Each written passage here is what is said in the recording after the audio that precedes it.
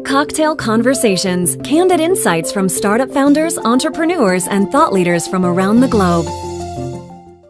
I'm Paul Singh. I'm the founder of Dashboard.io. We're a benchmarking service for startups, but our customers kind of see us as sort of a Bloomberg terminal for the private markets. Before this, I was a partner at 500 Startups. I was an EIR at Homeland Security.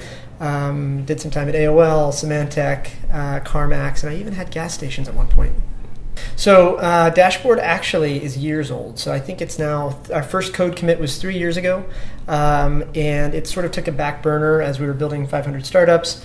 Over the last, so we started, I think the first code commit was in 2009. It went on the back burner. It started doing some stuff. I started building more stuff on top of it as we grew 500 Startups. And then at the end of March of 2013, we spun it off of 500 officially, brought the full-time team on. Today, 70 plus other VCs and accelerators around the world use our platform every day. We facilitate, on a bad month, like 300,000 interactions between funded people around the world. And then now a couple thousand companies give us access to their public and private data, and we, in return, give them benchmarking services so we can tell them whether they're burning cash too fast relative to their peers or getting too few unique visitors, things like that. We get a lot of data, and I'd be lying if I told you that we completely know how to parse it all right now. But if you ask me that question again in about like a month, I think we'll have a much better answer for you. The tricky part is really normalizing that data, right? Because a conversion for an e-commerce company is very different than a conversion for a B2B SaaS company, and we're kind of going through that normalization right now. I will say the macro trend is that more and more companies are selling to customers in niche verticals that personally I would have never thought about. So everything from like cricket players in Mumbai to moms in Kentucky. And so I think what we're really seeing from a macro picture is sort of the verticalization and regionalization of customer acquisition. The venture capital community, at least for the last 50 years, has really worked on this idea of asymmetric information, right? So VCs on the one side see a lot of deals, so they can kind of push for certain things, and founders on the other side have seen and talked to more and more angels and VCs, and so they can tweak other things. What we're really seeing now, and Dashboard fits right in this, is that we're seeing the playing field become more level. And with that being said, I think the VCs that are a little bit more forward-thinking, that understand that this leveling of the playing field is going to happen, respond really well to us. The ones that haven't yet gotten it, or maybe frankly don't want to get it, or have something to lose by that happening, frankly don't like us.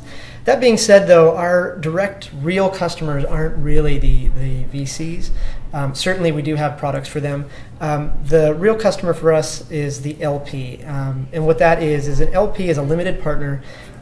Anytime you ever take money from a VC that's investing somebody else's money, that's an LP's money.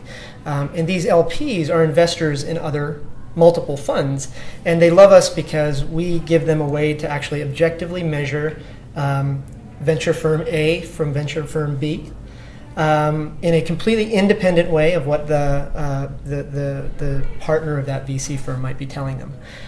We haven't released any paid versions yet. We've spent the second quarter really doing our land grab, getting everybody on board. Q3 right now where we're in, we're building out the reporting interfaces, and ask me again in 3 months and I think we will have a better answer for you. I'm not exactly sure that I'm not engaged with 500 Startups anymore. The funny thing about venture capital is that it's sort of like being in the mob. Once you're in, you can't get out. I actually had the privilege of being one of the first 3 partners with Dave and Christine, and have been involved for a long time. I've raised money, I've invested in hundreds of companies personally, and so I from the day-to-day perspective, I'm not dealing with the issues. But like the founders that I invested in and the LPs that looked me in the eye before they gave me money, I still have to manage. So I would say this. I would say that it's not any less frenetic, because the life of a founder, frankly, is really no different than the life of a VC. We're doing a million things. We're thinking about customer acquisition. We're thinking about moving the product along. So it's been interesting because I was a founder first, the VC, and then back to a founder. And I think what I've learned in the last 3 years now is that those roles aren't very different, actually. I would actually not trust a founder or a VC that's not busy and frenetic and crazy.